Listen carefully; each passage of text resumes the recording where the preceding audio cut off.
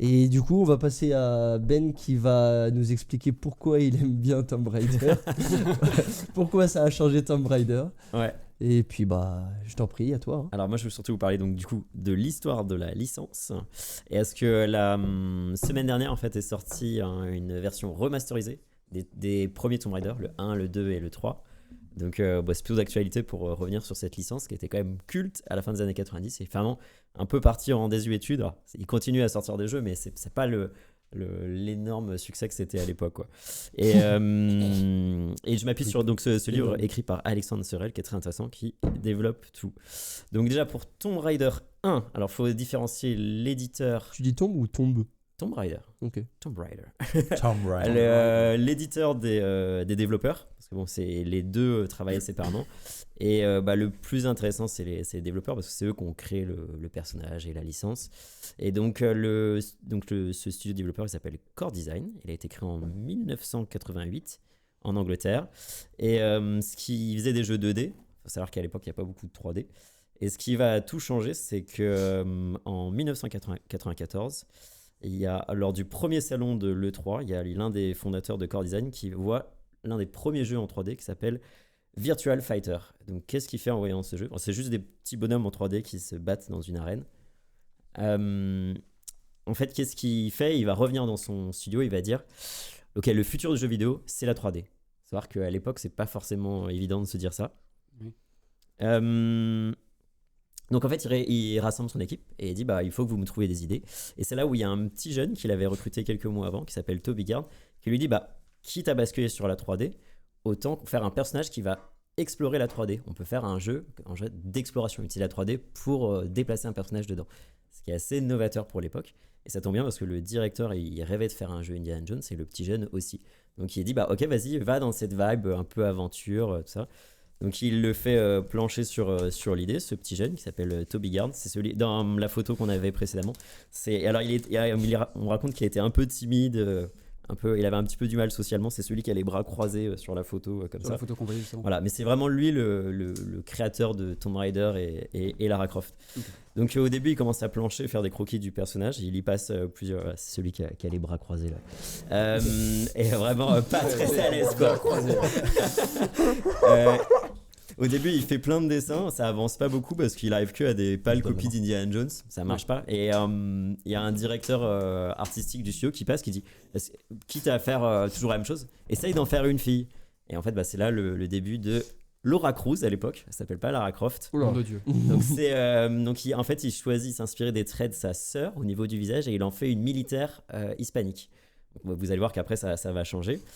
Et le studio met la main sur un des premiers logiciels 3D qui s'appelle 3ds Max et il commence à modéliser une espèce de tombe égyptienne.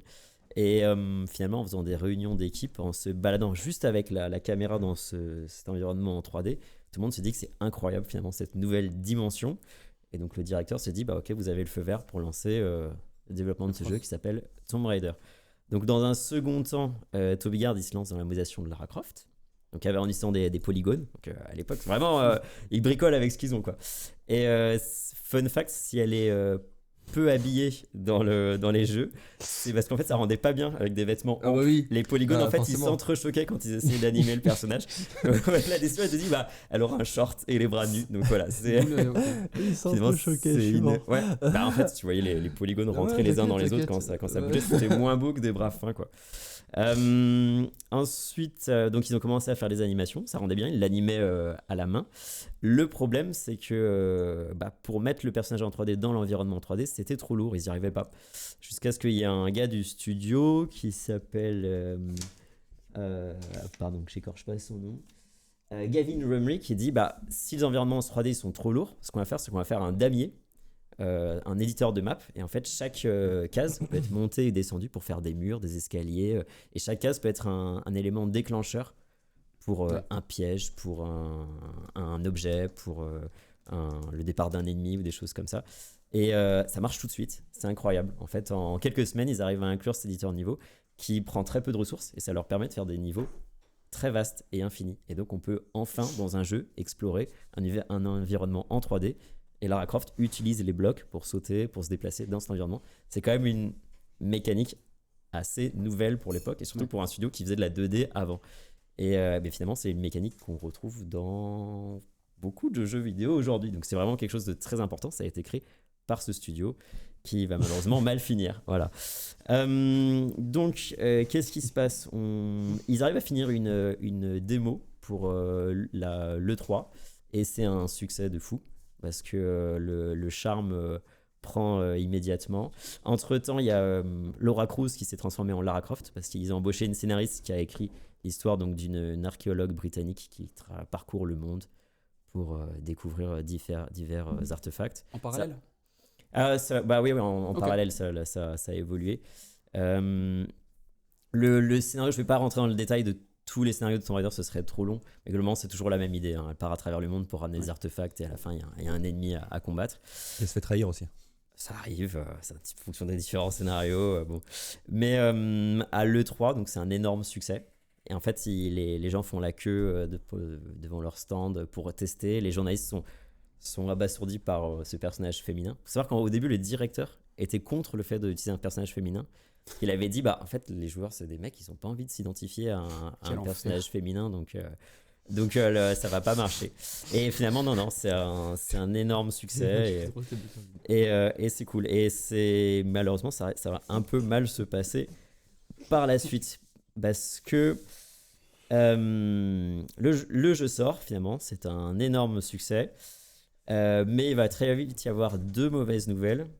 C'est que le créateur, il annonce juste quelques semaines après qu'il s'en va. Et Eidos leur dit vous avez moins d'un an pour faire une suite. Un peu dur. Alors pourquoi le créateur il s'en va en plein succès de ce qu'il a créé? Je vous rappelais que j'avais dit qu'il s'était inspiré des traits de sa sœur pour faire le personnage. Surtout qu'entre temps ils en ont refait une J'ai très peur de ce que tu vas dire. Ils ont sali voilà. sa sœur. Et au début, là, j'ai dit qu'il fallait différencier l'éditeur des développeurs jeux vidéo. En fait, c'est l'éditeur qui s'est chargé de la communication de Tomb Raider et donc qui a misé principalement sur la plastique de Lara Croft pour vendre les jeux. Donc, ce à quoi le créateur n'était pas ravi. Ce qui peut se comprendre. Parce qu'on a eu des publicités assez incroyables pour l'époque. Donc, alors, on a quelques visuels de publicité pour vous rendre compte de comment était vendue Lara Croft. Alors, bon, c'est des publicités. Alors, voilà. Alors, ça, c'est une publicité de voiture. Et en fait, Lara Croft, elle est utilisée pour tout et n'importe quoi. Parce que ça n'a aucun rapport avec le jeu au final. Alors, on montre uniquement sa plastique. Alors, bon, c'est juste pour vendre la climatisation dans une voiture. Quel enfer. Donc, des choses comme ça. Et sinon, il y avait aussi le visuel des magazines. Alors, le pire, c'est les magazines français. C'est quand même assez marrant. Qui faisaient des pubs assez osées. Donc, il y a celle qui était affichée tout à l'heure. On voyait... bon, elle est nue. Sur un lit, il y a marqué « C'est toujours mieux la troisième fois » pour vendre le troisième jeu. Fiction. Voilà, donc encore une fois, en fait, et ça n'a rien à voir avec les jeux. Parce que dans les jeux, il n'y a aucun moment où... En fait, alors oui, c'est un personnage sexy, mais elle n'utilise pas son charme pour arriver à ses fins. Finalement, elle se C'est bat pas ce qu'il pour a arriver à ses défini. fins. C'est pas ce qu'il a défini. Alors, par contre, l'éditeur, c'est que là-dessus qui mise.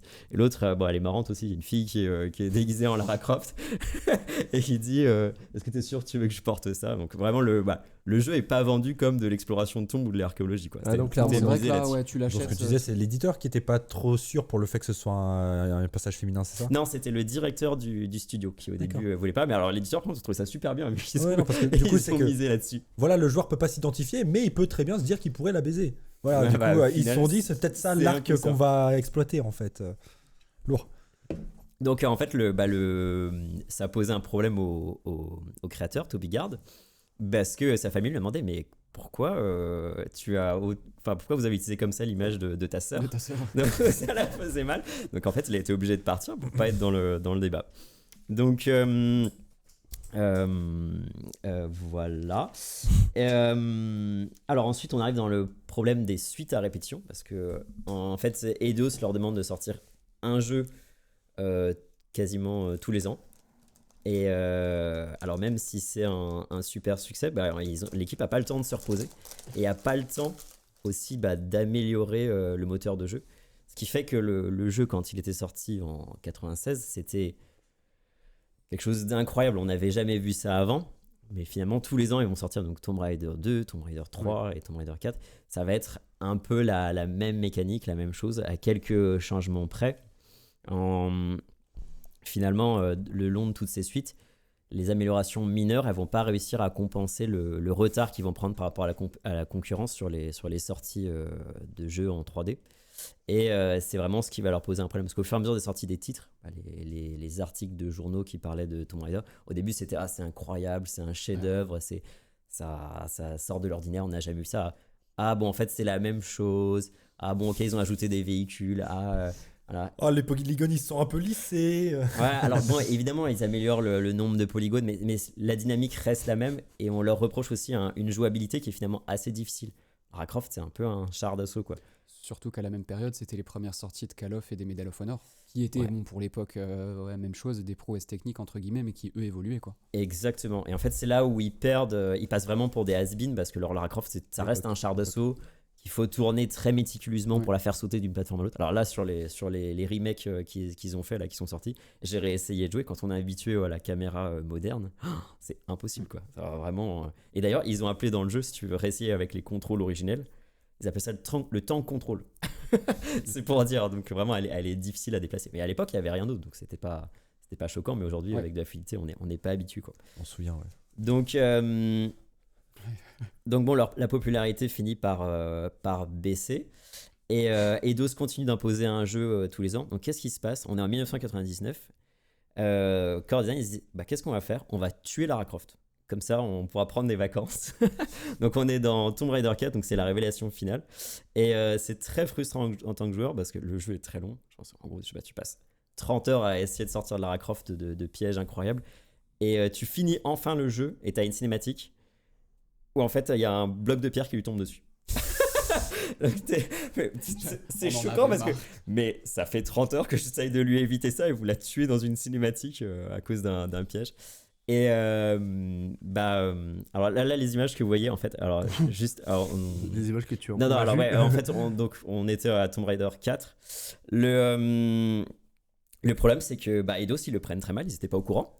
Ils disent comment ça vous avez tué Lara Croft? Non, c'est leur poule aux œufs d'or, en fait ils sont habitués à avoir les revenus de Tomb Raider tous les ans, donc on leur dit vous avez pas le choix, vous faites quand même un Tomb Raider 5 après avoir tué le personnage. Donc qu'est-ce qui va se passer quand ils prennent la décision de diviser leur studio en deux. Et en fait il va y avoir une partie studio qui va travailler donc sur ce Tomb Raider 5 qui est imposé, qui est clairement dégueulasse. Ouais. Dans les années 2000, sortir un jeu comme ça en fait c'est quand même assez choquant. Et en vrai ils ont honte, ils le savent, mais ils n'ont pas le choix, ils sont obligés de sortir ce jeu. Et une autre équipe en parallèle qui va essayer de pallier à leurs défauts et leur retard par rapport aux autres jeux 3D, qui va développer le titre 6 qui s'appellera Angel of Darkness. Le problème, c'est que encore une fois, Eidos leur met la pression, veut beaucoup de contenu, il veut qu'ils aillent très vite, ils n'y arrivent pas. Donc Tomb Raider 5, bon, c'est un échec, hein. C'est pas la peine de revenir dessus, ça se voit, hein. De toute façon, bon, le jeu est vieillissant, c'était déjà vieillissant Tomb Raider 4. Et Tomb Raider 6, le gros problème, c'est qu'ils n'arrivent pas à développer le jeu. C'est les débuts de la PS2, et en fait, ils n'arrivent pas à utiliser les outils de la PS2. Les gars se retrouvent à modéliser en fait les environnements en 3D sur un modélisateur 3D au lieu d'éditer un éditeur de map, et ils les importent de force dans le moteur de jeu. Donc en fait c'est pas optimisé, ça marche pas. Donc ils ont un jeu qui est pas du tout fluide, alors que déjà on leur reprochait d'avoir une Lara Croft qui était pas fluide. Et ils n'arrivent pas à finir le jeu dans les temps, ils sont obligés de faire des coupures. Ils ont enlevé 1/5 du jeu à peu près qui n'était pas fini pour la sortie du jeu. Donc en fait, il manque une partie du scénario. Donc quand tu joues au jeu, tu as des trucs qui n'ont pas de sens. Je sais pas si aucun de vous a joué à Tomb Raider. Ouais. Les seuls Tomb Raider auxquels je jouais, moi, c'est les tout derniers. Ah oui, ok. C'est plutôt en mode Survivor. Ouais. J'ai fait le 1, le 2, je crois que j'ai dû faire le 3 aussi, et j'ai fait tous les remakes. Ok, ah oui, donc toi tu connais quand même assez bien, ouais. Mais t'avais joué à Angel of Darkness ou pas? Non. Alors, un des trucs les pires quand même pour ce jeu, c'est que ça montre à quel point ils l'avaient pas fini. C'est que, par exemple, tous les modèles 3D de Lara Croft, elle a le double holster. Dans les cinématiques, elle utilise en permanence ces doubles flingues. Ils sont pas présents dans le jeu. Donc, c'est même pas ça le pire. C'est quoi le pire, dis pour toi? Qu'il y a pas mal de copies qui sont... des jeux sont pas finissables. Genre, le jeu est sorti. Oui. Tu peux acheter en fait, t'as certaines versions. Genre, le jeu est pas fini. Et du coup, t'as un bug qui fait que le jeu, tu peux pas le finir. Parce que pas fini. Parce que pas fini, parce que Allez. c'est pas la bonne Et version. à l'époque, il n'y a pas de L'enfer. patch, donc tu peux pas corriger. Ouais. Mais Voilà. c'est pour ça que les développeurs aussi ils crunchaient de fou sur les jeux, c'est que quand le jeu devait être fini, il devait être fini. À l'époque, il n'y avait pas de patch. Donc dans le livre, ils racontent qu'il y a des moments où les mecs ils dormaient sous leur bureau pour finir les jeux à temps, tellement ils n'avaient pas le temps, quoi. Donc, quand ce jeu sort, finalement, c'est un échec de fou, quoi. Il est raté, il est injouable, donc ça ne marche pas du tout. Finalement, les actions en bourse de Eidos commencent à chuter. Donc, qu'est-ce qu'ils font? Ils disent, on vire le studio créateur de Tomb Raider et on va filer la licence à quelqu'un d'autre. Bah oui, c'est ça le problème, c'est le Mais studio en vraiment. fait. Donc, oui, c'est ils le sont cons. studio. Donc, alors, les pauvres, ils ont fait ce qu'ils ont pu finalement chez Core Design, mais on leur a enlevé leur bébé et leur création. Alors, là où ils vont être intelligents, c'est Crystal Dynamics, parce que c'est les nouveaux, donc c'est des Californiens. Donc là, on va arriver dans la partie, en fait, c'est les différents reboots qui vont être faits pour un peu essayer de relancer la franchise après tout ça. Ils vont faire revenir Toby Gard, le créateur de Lara Croft. Donc c'est intelligent, en lui promettant que cette fois-ci, sa sœur sera plus On utilisée touchera pas sa sœur. de manière sexualisée. Alors si on doit revenir sur cette trilogie, en vrai, elle est bien, particulièrement Legend. Ils se sont dit, le gros problème, c'est la maniabilité de Lara Croft. Donc pour un personnage qui est censé explorer, sauter, elle était trop lourde à gérer, donc ils reviennent là-dessus et c'est vraiment un jeu fun et fluide, ce qui fait du bien. Il y a des poursuites en moto, vraiment l'exploration, elle gagne en rapidité, c'est très fluide de se déplacer dans l'environnement. Ça, ils ont très bien réussi. En vrai, Tomb Raider Legends, c'est vraiment un bon jeu. Tomb Raider Anniversary, finalement, c'est un remake de Tomb Raider 1. D'ailleurs, petite parenthèse, Core Design s'était quasiment fait virer du développement de jeux vidéo. Et ils avaient dit à Eidos, ok, mais est-ce qu'on pourrait travailler sur un reboot de Tomb Raider 1 pour les 20 ans de jeu? Ils ont commencé à développer un reboot. Eidos ont dit, ah oui, c'est une bonne idée. Ils ont dit, ensuite, ils sont allés voir Crystal Dynamics, ils ont dit, est-ce que vous pouvez faire un reboot, s'il vous plaît? Et ensuite, ils ont viré Core Design définitivement. C'est comme ça qu'ils ont mis fin au studio. C'est quand même assez atroce, quoi, pour les créateurs du jeu. Chieng. Ouais, c'est vraiment dur, quoi. Et donc, C'est honteux. cette trilogie a plutôt bien marché. Elle est assez fun, elle est assez dynamique. Tomb Raider Underworld finalement a fait quand même des mauvaises ventes. Je pense que le scénario a moins plu et il y avait un côté, les gens se lassaient de la franchise et de toujours explorer les tombes et tout ça. Donc nouveau reboot, une nouvelle trilogie, et donc cette fois-ci ils se sont dit il faut qu'on change complètement le concept. Et donc cette fois-ci le mot d'ordre c'est survie. Donc on rajeunit Lara Croft, on va peut-être dire c'est un peu moins un personnage fort. En fait, on va l'envoyer en survie dans un environnement ouvert, seul contre tous. On perd un peu le côté fun, le côté dynamique pour plus de réalisme. Donc elle est balancée dans la forêt, elle doit crafter ses équipements. Son arme principale, c'est un arc.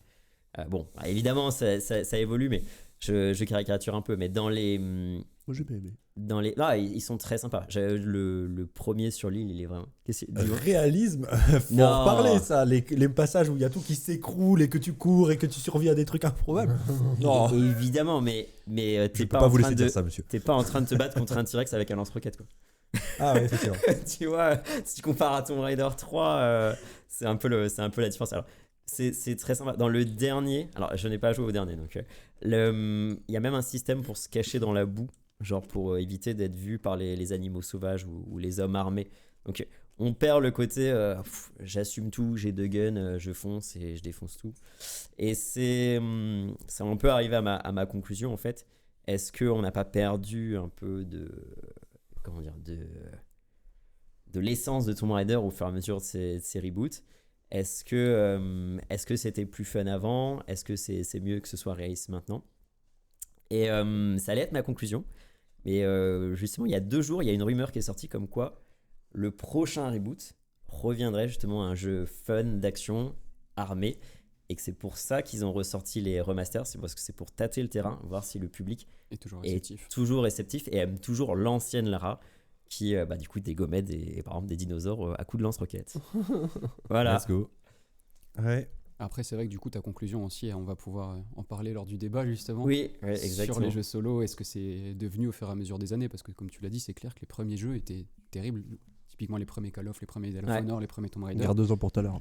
Oui, j'en garde pour tout à l'heure, c'est vrai. Mais du coup, c'est vrai que c'est intéressant aussi de se demander ça. Est-ce qu'on n'a pas perdu l'essence de Tomb Raider ou justement des Ou franchises qu'on a pu aimer? fun ou de la Ouais, c'est ça. simplicité en fait Ouais. de certains jeux vidéo. C'est pour plus de réalisme ou ouais. Est-ce que cette recherche du réalisme toujours, on peut le Ah, garder pas tuer pour le le jeu. débat. Est-ce qu'on tue pas le fun dans le jeu en faisant ça? C'est pour le débat. On le garde pour après. Et Attends, voilà. attends, mais par contre, t'as même pas parlé des films avec Angelina Jolie? Non, est-ce que si je devais parler aussi des films, on s'en sortait pas. Il y a plein de choses que j'ai dû enlever. Je voulais quand même faire. C'est vraiment une histoire globale de la licence et surtout parler de core design qui, je trouve, c'est horrible. Ils se sont vraiment fait enlever de l'équation alors que on leur a demandé de cruncher comme des fous et ils ont travaillé archi dur. Les gars, ils en pouvaient plus. Ils ont tout donné pour leur bébé et la DAS Ouais. est passée, quoi. Et tous les ans, ils disaient ok, mais le prochain, vous nous laissez le temps d'améliorer les choses. Et ils revenaient non, vous avez 10 mois, faites une suite. Crash. Et c'était pas forcément mauvais parce que Tomb Raider 2, c'est celui qui est le plus apprécié par les fans. Moi, personnellement, j'ai adoré Tomb Raider 3. En fait, c'est le premier jeu vidéo auquel j'ai joué. Enfin, je jouais avec ma soeur parce que j'étais trop petit à l'époque. Mais c'est un bon Street souvenir. of Rage. Et Tomb Raider 4, c'est une super aventure, mais c'est vieillissant, quoi. Voilà. Bah, super, merci Voilà. beaucoup. Hey toi. Ouais, toi. Merci beaucoup d'avoir regardé cette vidéo. Si ce n'est pas déjà fait, clique juste là pour t'abonner et pense à activer la cloche pour ne rien manquer. On se retrouve vite pour une nouvelle vidéo et en attendant, de bisous.